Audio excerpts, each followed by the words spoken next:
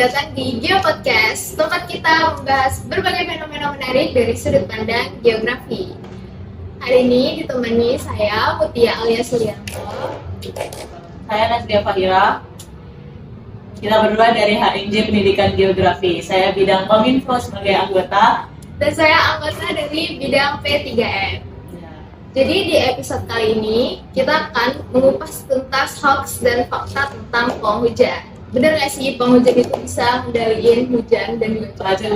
Kalau itu kayaknya kita harus ini sih validasinya dari podcast kita yang pertama kemarin kan.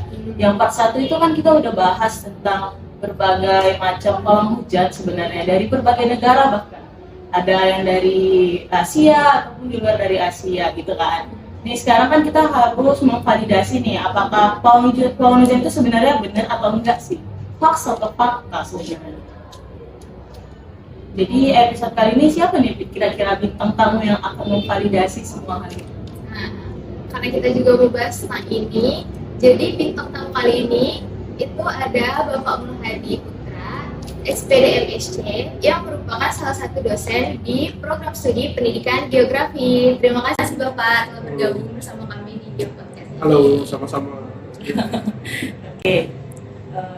Jadi Pak, sebelumnya itu di part 1 kita udah bahas tentang fenomena-fenomena tentang pawang hujan. Ada yang Mbak Rara dari Mandalika, ada yang pakai boneka voodoo, ada yang segala macam. Nah, kita semua pasti di luar dari itu pasti udah pernah sih melihat pawang hujan itu kayak gimana, misalnya dalam kehidupan sehari-hari aja gitu kan Pak. Jadi di sini banyak mitos yang beredar tentang pawang hujan itu yang katanya dapat dipercaya itu memiliki kemampuan untuk memindahkan hujan dari satu daerah ke daerah lain. Itu bukan menghentikan, bahkan bisa menghentikannya.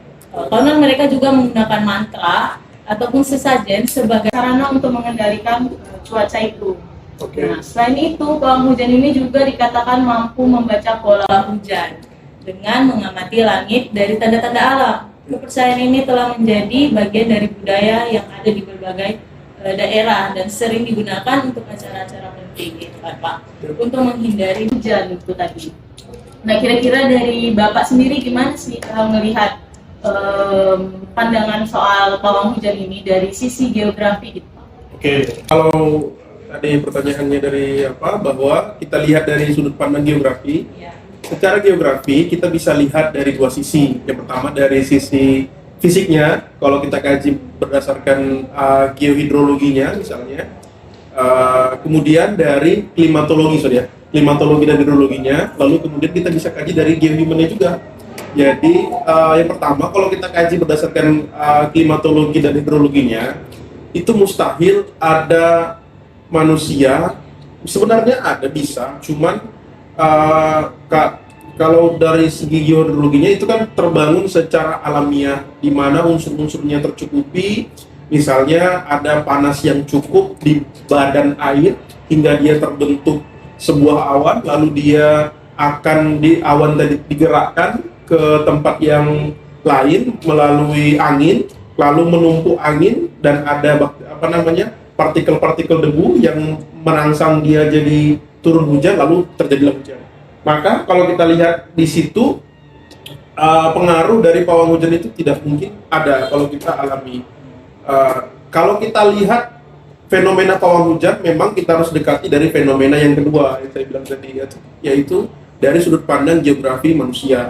Di mana geografi manusia ini melihat bahwa kalau kita sepakat bahwa kita mengatakan bahwa pawang hujan ini pendekatannya adalah mistis, maka kalau dari sudut pandang geografi manusia, itu kita bisa bilang bahwa negara-negara atau wilayah-wilayah yang tinggi akan kepercayaan yang terhadap mistis, itulah yang percaya terhadap pawang hujan, ditandai dengan negara-negara yang memang kurang percaya terhadap ilmu, pengetahuan, dan teknologi.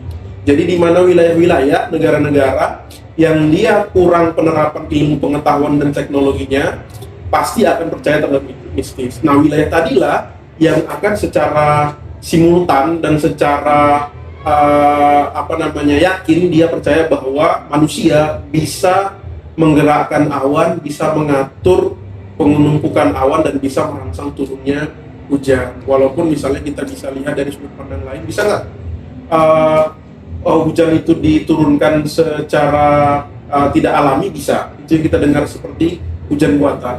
Nah itu kan perlu pendekatan yang mungkin biaya yang tinggi misalnya. Nah tetapi seperti yang saya bilang tadi, secara geohidrologi kalau dia tumbuh secara alami itu nggak mungkin turun hujan itu bisa dipengaruhi oleh manusia, yang manusianya itu ada di bawah, dia harus naik ke atas karena secara teknis hujan buatan itu dirangsang kepada awan yang sudah matang lalu ditaburi oleh zat-zat garam yang bisa mengikat air dan akhirnya terjadi hujan seperti itu. Tapi Pak, kalau misalnya kita lihat contoh seperti Mbak Rara kemarin, kalau yang dari Bapak bilang kan sebenarnya dari sisi ilmiah itu sebenarnya nggak mungkin. Yeah. Tapi yang kita lihat dari mereka kemarin itu ternyata seperti bisa gitu Pak. Yeah. Sepertinya bisa gitu. Kalau dari saya ya, karena saya dosen maka saya harus bicara sesuai dengan petunjuk sains atau ilmu pengetahuan ya. Apa yang dilakukan oleh orang yang kalian sebut tadi itu tidak logis dan tidak bisa dibuktikan secara ilmiah. Kalau kita mau tarik ke keilmuan kita, keilmuan geografi, sebenarnya semua keilmuan itu harus dibuktikan secara logis dan dia dapat dibuktikan juga secara empiris. Dua hal ini itu tidak terpenuhi dari kegiatan pawang hujan, termasuk yang nama yang kalian sebut tadi. Dan perlu diingat juga kan kemarin itu sempat jadi bahan candaan masyarakat Indonesia itu sampai meme-nya kemana-mana kan, karena dia sempat gagal ya. Jadi yang kedua kan gagal ya, hujan lebat itu di Mandalika kan. Jadi saya pikir tergantung kita. Kalau kita mau percaya maka dia akan tetap ada, kalau kita nggak mau percaya juga dia akan hilang sendiri. Berarti secara ilmiah itu kita nggak bisa dikatakan sebagai sebuah fakta gitu ya. Tapi tadi kan pembahasan kita terlalu ilmiah ini Pak, karena yang dengar sebenarnya kan nggak semua anak geografi. Oke. Coba jelaskan dengan bahasa yang lebih sederhana, boleh nggak kira-kira gitu Pak? Bahasa bayinya gini. Nggak mungkin. Bahasa bayi. Iya, lebih mudah dicerna, Iya, lebih Pak, halus, Pak. ya. lebih ramah terhadap panggung. Jadi kalau saya lihat bahwa nggak ada korelasinya, nggak mungkin pawang hujan, nggak mungkin manusia bisa membuat hujan tanpa bersentuhan dengan awan. Nah itu mustahil. Dengan bersentuhan dengan awan pun dia butuh zat yang garam, zat yang sifatnya itu mengikat air untuk mengumpulkan jadi satu hingga terjadi hujan. Maka untuk kawan-kawan saya pikir nggak mungkin, kesimpulannya bahwa nggak mungkin hujan itu bisa diturunkan oleh manusia, apalagi diarahkan oleh manusia. Berarti balik lagi ke siklus hidrologi tadi itu ya Pak? Iya, siklus hidrologi tadi. Terus kenapa sih Pak sebenarnya pawang hujan ini masih melekat di masyarakat gitu? Padahal kan dari sisi ilmiah udah banyak juga sih yang bahas tentang ini, tapi kenapa masyarakat kita tuh masih percaya sama hal ini? Oke, sebenarnya sederhana jawabannya, bahwa masyarakat kita itu masih sebagian besar nggak percaya terhadap ilmu pengetahuan dan teknologi pertama. Yang kedua, karakter masyarakat Indonesia, saya mohon maaf sebelumnya, kita itu masih pengen hal-hal yang sifatnya instan, sifatnya instan, di mana instan itu tidak mungkin bisa dilakukan kepada hal-hal yang sifatnya akademis dan logis gitu ya. Dimana kalau ada kita buat sesuatu ini nggak boleh hujan misalnya, ya enggak. Padahal kita bisa loh antisipasi. Dimana misalnya kita buat acara itu buat acara itu di musim kemarau misalnya, kalau kita kan ya. Atau misalnya sekarang udah banyak teknologi peramal cuaca kan. Ya. Ada aplikasi-aplikasi perakiraan ya, perakiraan cuaca yang itu kita bisa pakai, dan sekarang itu makin akurat loh kawan-kawan. Kalau dulu itu misalnya akurasinya itu per 12 jam, misalnya akurat. Dia bilang hujan, tapi nanti mungkin hujannya itu di siang atau di malam. Tetapi dengan aplikasi sekarang itu bisa akurasinya sampai ke titik menit. Kalau nggak mau terlalu berlebihan, misalnya kita bisa pakai per jam. Jadi kalau misalnya kita lihat perakiraan cuaca, besok hari kita mengadakan cuaca akan terjadi hujan di jam sekian, maka kita nggak perlu panggil pawang hujan, kita hanya perlu persiapan bagaimana dia terjadi hujan. Seperti yang Bapak bilang tadi itu kan itu karena karakter masyarakatnya yang Iya. instan. Kira-kira kalau kayak gitu berarti kita nggak bisa ya Pak untuk gimana ya menghilangkan pola pikir itu, atau mungkin ada caranya selain kita memperkenalkan itu tadi teknologi. Nah, kalau kita kaji lagi dari sudut pandang geografi manusia, dari historisnya peradaban dunia ini, di mana di setiap peradaban di dunia ini pasti ada masa di mana pengaruh kekuatan, pengaruh pandangan mistis yang kuat itu menguasai sudut pandang dan ide-ide di masyarakat. Jadi, tetapi masa itu akan berakhir dengan sedikit demi sedikit orang-orang yang percaya terhadap teknologi dan ilmu pengetahuan itu menjalankan kehidupannya. Lama-lama, makin lama orang yang percaya terhadap pendekatan yang sifatnya mistis, kalau kita bilang goib itu lama-lama akan tergerus dan terhapus. Itu yang terjadi di Eropa. Jadi kalau misalnya kita perhatikan di Eropa itu ada masa di mana pandangan mistis itu sangat melekat ke masyarakat. Jadi dulu kalau misalnya ada paceklik misalnya, maka dia harus mengorbankan perempuan yang masih perawan yang belum nikah untuk dijadikan persembahan kepada bumi hingga dia bisa hingga dia bisa menumbuhkan atau menurunkan hujan. Di peradaban sungai itu juga seperti itu. Jadi setiap tahun sebelum agama masuk, khususnya agama Islam masuk ke Mesir, itu pernah ada masa di mana setiap tahun itu masyarakat Mesir itu mengorbankan anak-anak atau perempuan untuk dibunuh lalu dibuang ke mayatnya itu dibuang ke Sungai Nil untuk agar menjaga tetap Sungai Nil itu mengalir. Nah, lama-kelamaan disepakati bahwa di masyarakat ya secara tidak langsung konsensus namanya, tanpa kesepakatan langsung itu bahwa ini nggak logis, maka ini nggak boleh lagi kita laksanakan. Begitu juga lah seperti pawang hujan. Kalau lama-lama kita sepakat di sini, kawan-kawan nanti kalau misalnya kawan-kawan mahasiswa nanti mengadakan kegiatan, misalnya pernikahan atau acara apapun, yang kawan-kawan percaya bahwa si pawang hujan tadi tidak bisa memberikan hujan atau menghalau hujan, dan kawan-kawan tidak mengundangnya, lama-lama akan dilihat oleh masyarakat bahwa pawang hujan ini tidak punya arti sama sekali dan tidak punya pengaruh sama sekali. Lama-lama nanti peradaban kita akan lebih maju dan pawang hujan ini akan bilang dengan sendiri. Berarti yang jadi alasan kenapa masih banyak yang percaya tentang pawang hujan itu karena masih banyak mayoritas masyarakat yang percaya akan hal itu. Jadi cara untuk menghilangkan tentang pandangan itu berarti dimulai dari kita sendiri gitu ya. Iya. Sebenarnya juga kan berarti bukan cuma di Indonesia aja hal ini terjadi yang percaya dengan pawang hujan, tetapi di luar negeri juga ada banyak kasus yang percaya tentang pawang hujan itu. Iya. Cuman bedanya di sana sudah mulai sadar akan kemajuan teknologi tadi itu, tapi di Indonesia masih belum pakem tentang kemajuan teknologi khususnya di bidang perakiraan cuaca tadi itu. Terus juga jadi kalau misalnya kita lihat masih ada nggak di luar sana? Masih. Ada korelasi. Ini saya sedikit melebar ya, biar ini jadi logis. Ada korelasi antara negara-negara yang masih percaya mistis terhadap perkembangan ilmu dan pengetahuan. Jadi perlu kalian cek nanti bahwa wilayah-wilayah atau negara-negara yang ilmu pengetahuannya tidak maju, pasti dia percaya mistis. Itu pasti. berarti tadi udah dijelasin ya semua teman-teman tentang pawang hujan ini hoax atau fakta sebenarnya. Kemudian kita ini ada Pak buka polling pertanyaan kemarin di Instagram dari mahasiswa kita yang dari si Sima Marta nanya mengapa pawang hujan masih dipercaya masyarakat padahal sudah ada teknologi prediksi hujan. Sebenarnya udah kita jawab tadi. Jawab mungkin boleh tolong Pak dijawab kembali tentang pertanyaan ini. Nah, jadi kenapa percaya? Karena kita kita sendiri yang masih percaya. Dan kalau dilihat nanti, kalau dicek lagi kawan-kawan, orang yang percaya itu mungkin pendekatannya belum pendekatan teknologi atau ilmu pengetahuan. Nah, otomatis kenapa masih percaya ya karena mereka nggak punya jawaban terhadap keinginan mereka yang tidak sesuai dengan kenyataan.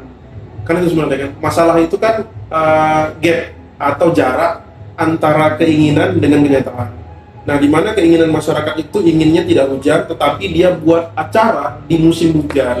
Otomatis dia pengen semuanya itu instan, lalu bagaimana caranya?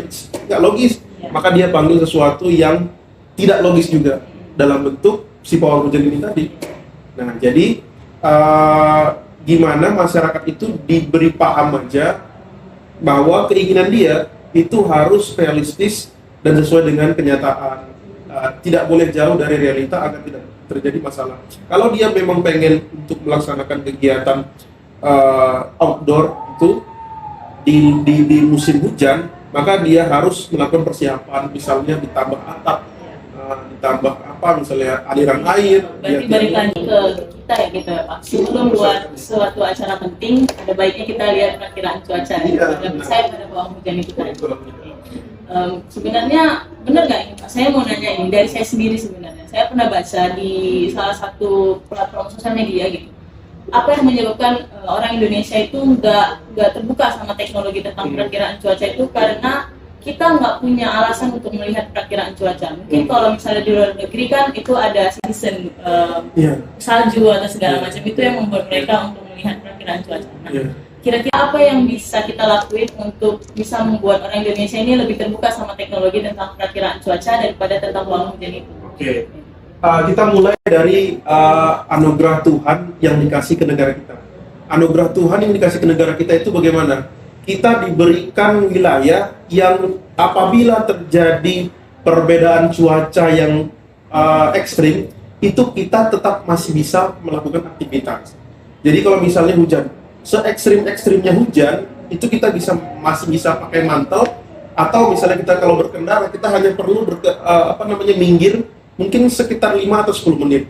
Lalu nanti hujannya akan mereda, lalu kita bisa jalan lagi. Atau terlalu kencang hujannya, 5 menit, 10 menit, lalu hujannya tidak sekencang tadi lagi, lalu kita lanjut. Nah, bedanya, kawan-kawan, kalau kita tinggal dan hidup di lintang tinggi, misalnya di wilayah subtropis, itu mereka sensitif terhadap cuaca. Jadi ada masa di mana kalau musim panas, itu panasnya bisa sampai 40 derajat. Nah, sementara musim dingin itu bisa mendekati 0 misalnya, atau bahkan minus misalnya gitu kan. Nah, jadi kawan-kawan bayangkan bagaimana kalau kita itu tidak punya prediksi terhadap cuaca, apalagi misalnya berarti musim semi juga gitu Pak, atau musim gugur juga begitu. Berarti yang perlu kita waspadai hanya pada musim dingin dan musim panas, enggak juga. Di musim semi atau di musim gugur itu kadang anginnya kencang juga bisa terjadi karena perbedaan suhu. Dan ingat, perlu diingat ya, yang menggerakkan